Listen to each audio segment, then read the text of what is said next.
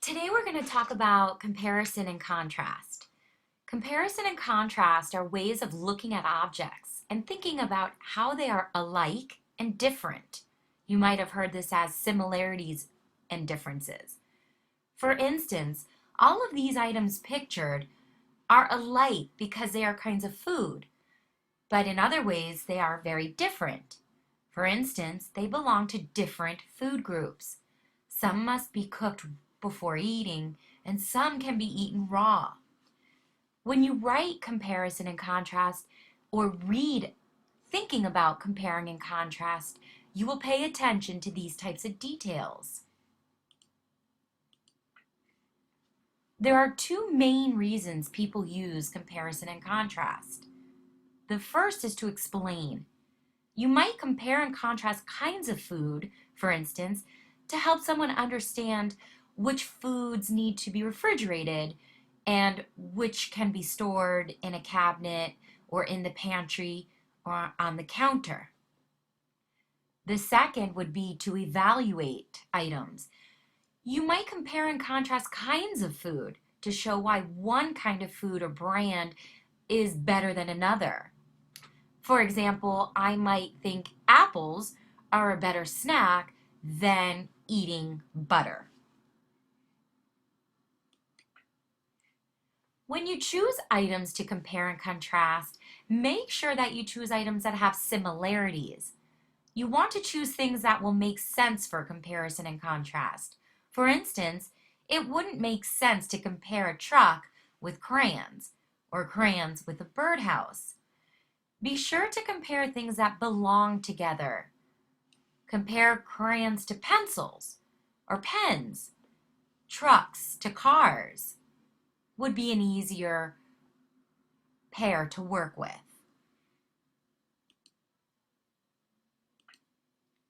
When you compare items, you look for similarities, the things that make them the same. For example, apples and oranges are both fruit. They're both foods, and both are made into juice. These are similarities. When you contrast items, you're looking for differences. For example, apples are red, oranges are orange. Both the fruits have different textures. Apples are usually smooth, whereas oranges might be rough. Here's a sample situation. You probably use comparison all the time and don't realize it. Maybe you want to buy some candy, so you go to the store, you look at all the candy available. You can't buy all of the candy, so you have to narrow your choices. You might compare and contrast the different kinds of candy to help you make a decision. You can compare the candy by looking at the things that make them alike.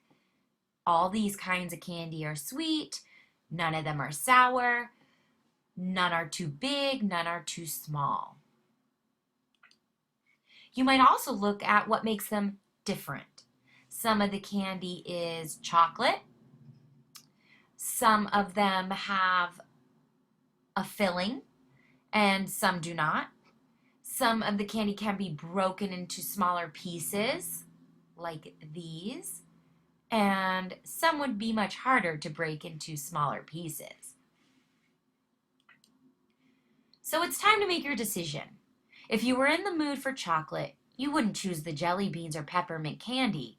If you wanted to share the candy, one of the pieces that could be broken into smaller pieces would be better. So you could decide on the plain chocolate candy, because it was closest to what you wanted.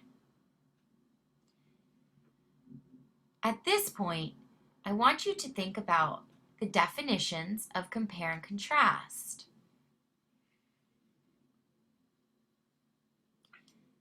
Take a piece of paper and write down the definitions of comparing and contrasting and choose two items that would make sense to compare and contrast. It's your turn.